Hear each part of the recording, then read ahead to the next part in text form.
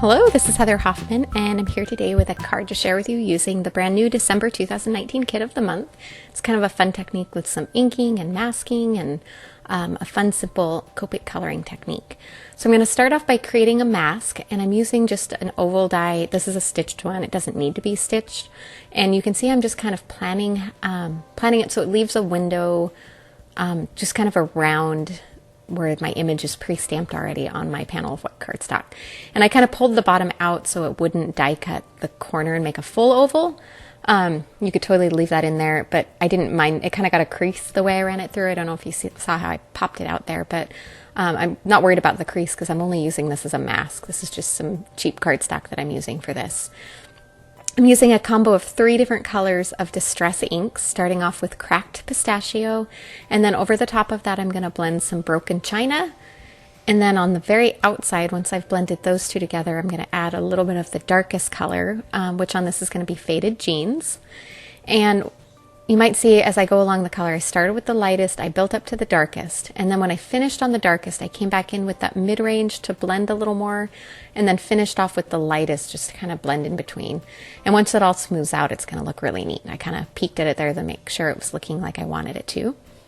And I decided I wanted to add some gold splatters at this point, so I added another little piece of Post-it tape to hold it in place, just kind of folded back on itself and tucked underneath there. That way I knew that mask wouldn't peel up. And then I'm mixing a little bit of water with some of my Tambi Starry Colors palette. It's a great gold palette, kind of my favorite way to add gold splatters. I just use a paintbrush with kind of a long tip on it there, and it kind of shows you how I mix the water to kind of make it a gold slurry. I don't know what else you want to call it, but works just right for going ahead to add that on.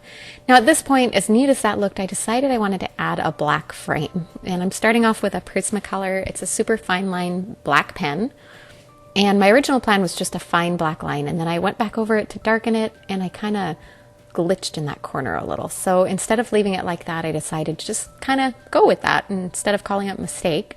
So I went ahead and just went along with the pen and added some sketchy lines.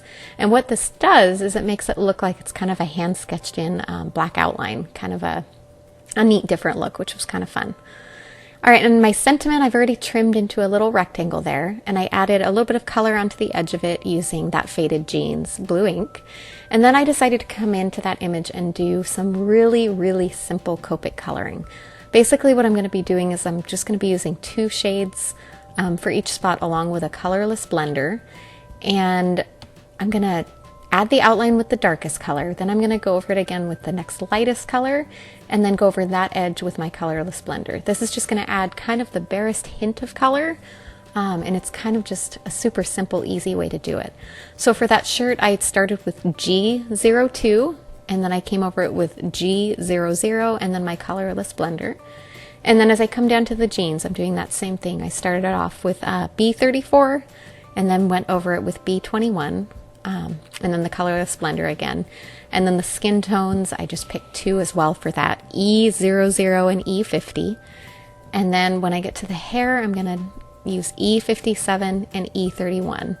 And like you can see, just come in with that darkest color, add a few highlights and outlines, and then go over those edges with the next lightest color, and then finish off with the colorless blender just to kind of soften that edge. So it's just a really neutral, simple. I picked my colors to match with the ink blending I have around the outer edges, and then pop that sentiment on with foam adhesive and a little glittery enamel heart just for a fun little embellishment to tuck in there to finish off. And there you go. Super fun, super easy. The coloring took no time at all, and the ink blending was kind of a fun, different way to do it too. Thanks so much for coming by today. I hope you enjoyed. Have a wonderful day.